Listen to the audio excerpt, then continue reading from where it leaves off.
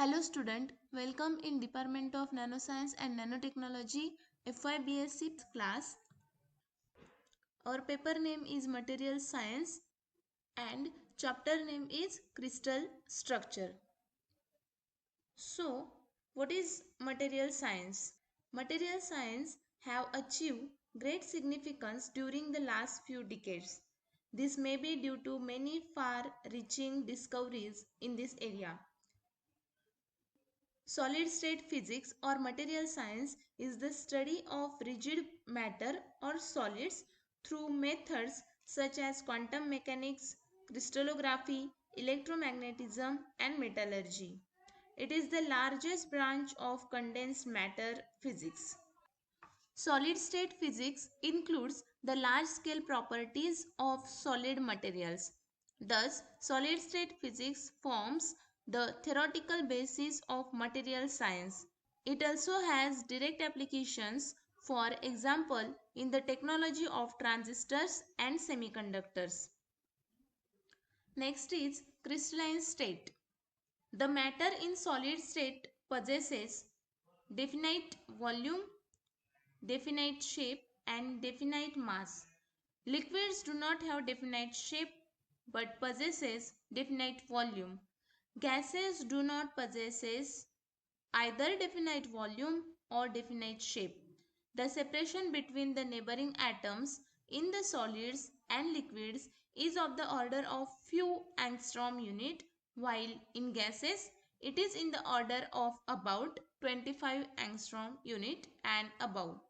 In solid state, the atoms are closely packed and voids between them are very small.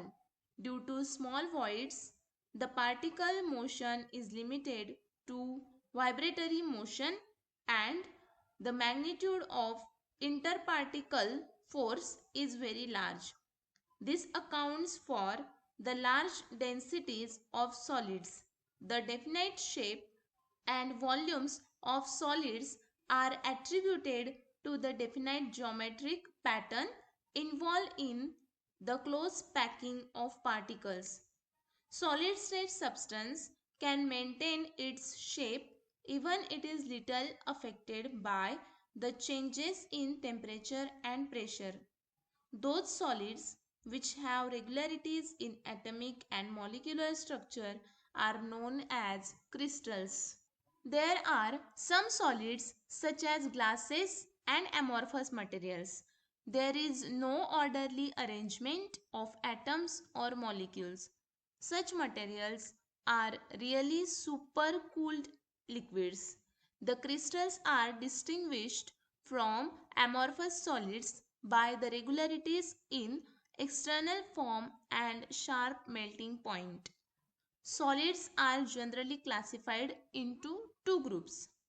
First one is crystalline solids, in that there may be polycrystalline and single crystal. And second one is amorphous solids. A crystalline solid is a substance whose constituent particles possess a regular orderly arrangement. For example, sodium chloride, diamond, quartz, etc. When crystalline solid is heated, its temperature rises up to its melting point. At the melting point, it liquefies suddenly. On cooling, the regular geometric shape appears again as the solid form. In polycrystalline material, the solid is made of grains which are highly ordered crystalline regions of irregular size and orientation. Single crystal has long range order. An amorphous solid is a substance whose constituent particles do not possess a regular orderly arrangement. For example, glass, plastics, rubber, proteins, etc. In amorphous solids, there is no long-range regularity, but in some cases, they may possess small regions of orderly arrangement. These crystalline parts of amorphous solids are known as crystallites. An amorphous solid does not have a sharp melting point. It undergoes a liquefaction over a broad range of temperature. Amorphous solids are called as superliquids because they possess disorderly arrangement like liquids. Order in amorphous solid is limited to a few molecular distances.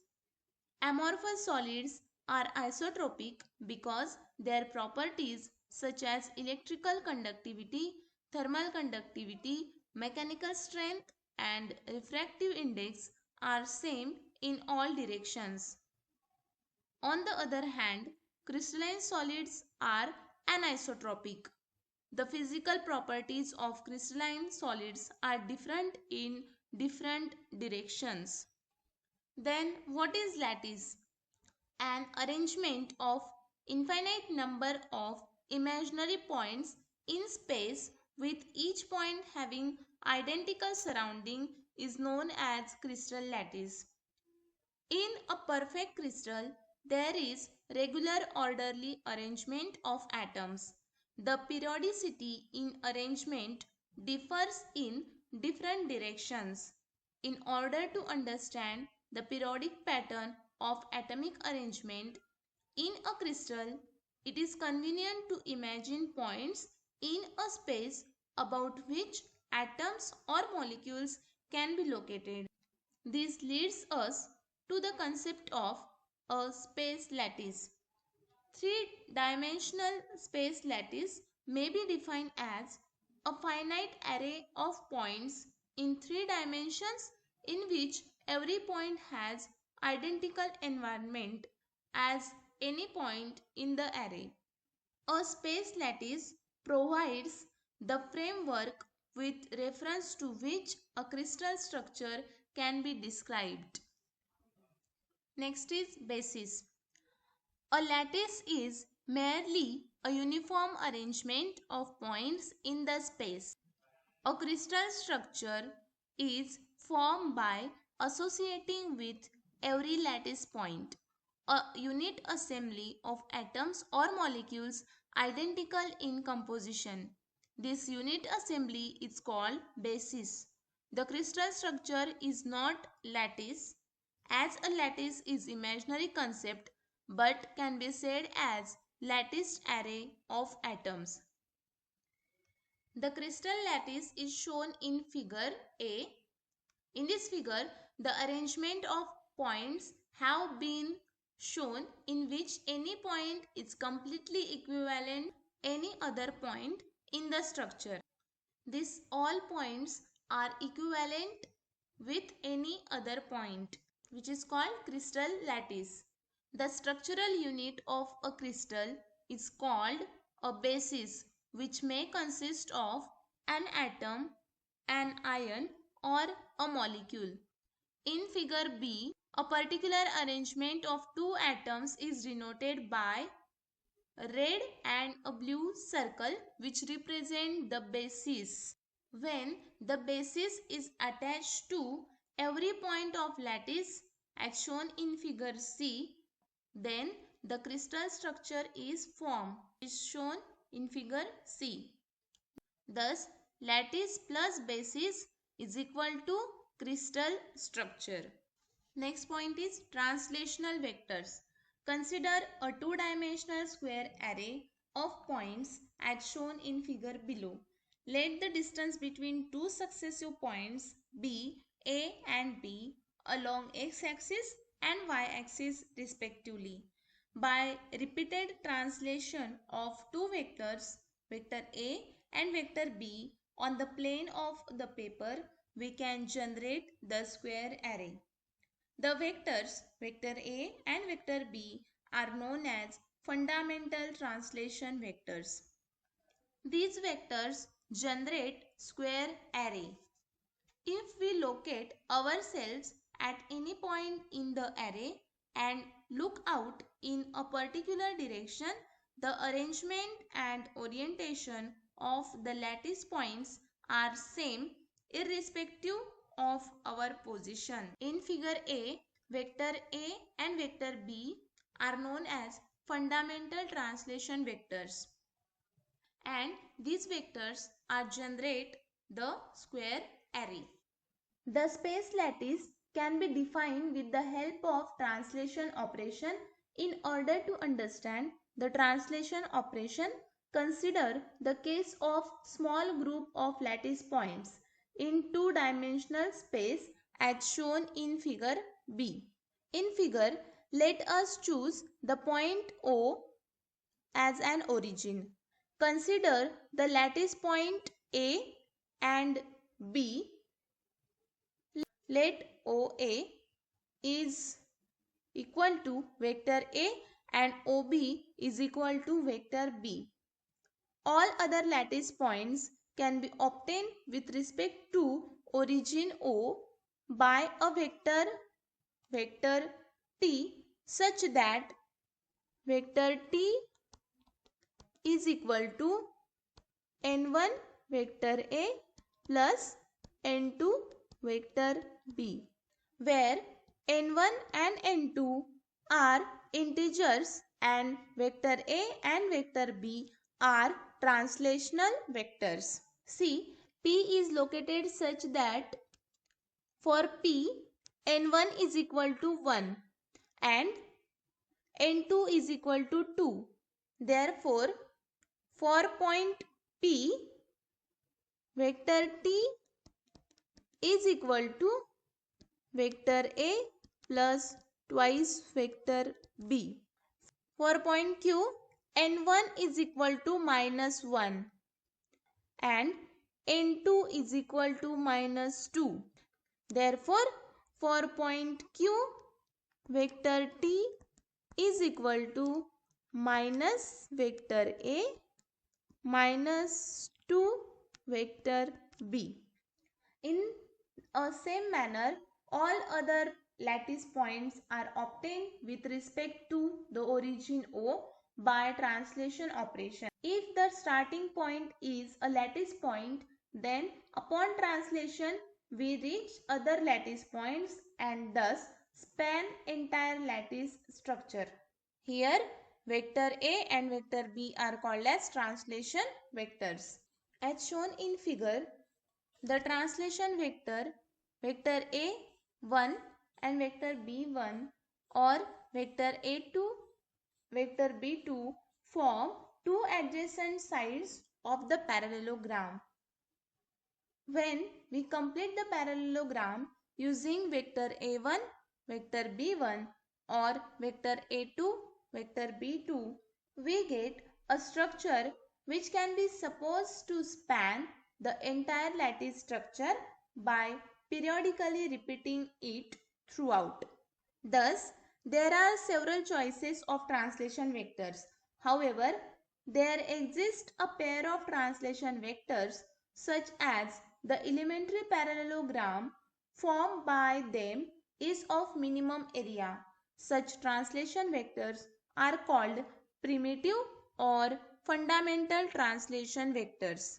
See, in this figure, vector A1 and vector B1, this vector forms the parallelogram which has minimum area. So, vector A1 and vector B1 are called primitive or fundamental translation vectors, while vector A2 and vector B2 are non-primitive translation vectors because they do not form the parallelogram having minimum area.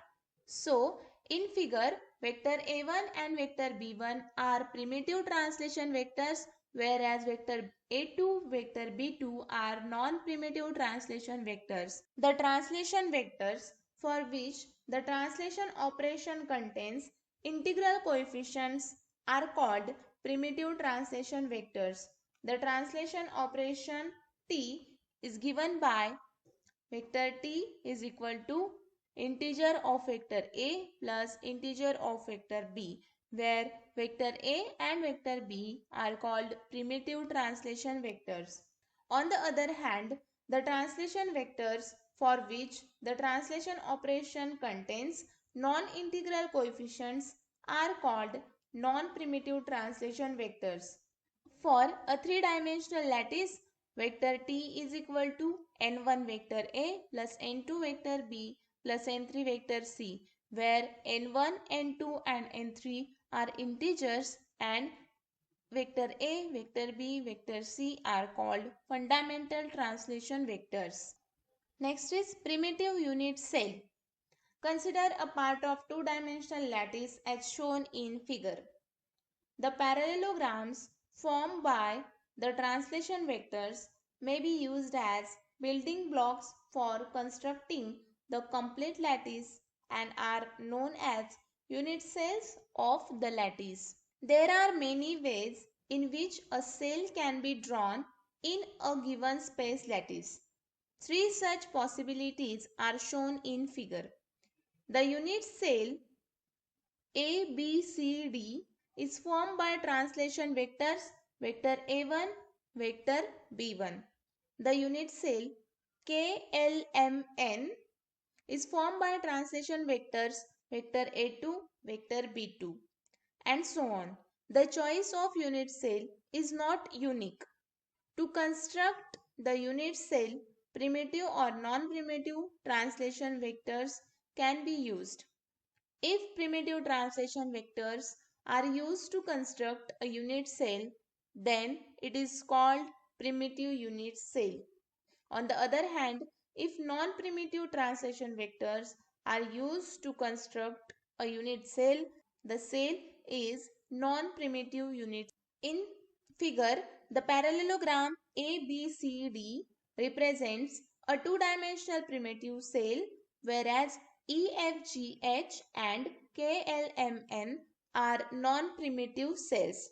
The primitive cell is of minimum area and all the lattice points belonging to it lie at its corner only. Therefore, the effective number of lattice points in a primitive unit cell is 1. So, ABCD is primitive because all the lattice points are at corners only, while in KLMN there is one lattice point is at the center of unit cell, so it is non-primitive unit cell. Also in EFGH there are two lattice points are placed at the edges of the unit cell, so this is also a non-primitive unit cell. For a three-dimensional lattice, the unit cells are of the form of parallelepiped. The primitive unit cell in three-dimensional space is formed by primitive translation vectors, vector A, vector B and vector C, which is parallelepiped as shown in figure D. It has the volume VC is equal to vector A dot vector B cross vector C, which is the volume of parallelepiped. The volume of primitive unit cell is VC is equal to vector A dot in bracket vector B cross vector C and is the cell having smallest volume. Thus, the unit cell whose concurrent sides qualify to be the primitive translation vectors is called primitive cell. In this cell, the lattice points lie at its corners only. Therefore, the effective number of lattice points in a primitive cell is 1. A non-primitive cell may have the lattice points at the corners as well as at other locations such as inside and or on the surface of the cell. Therefore, the effective number of lattice points in a non-primitive cell is greater than 1.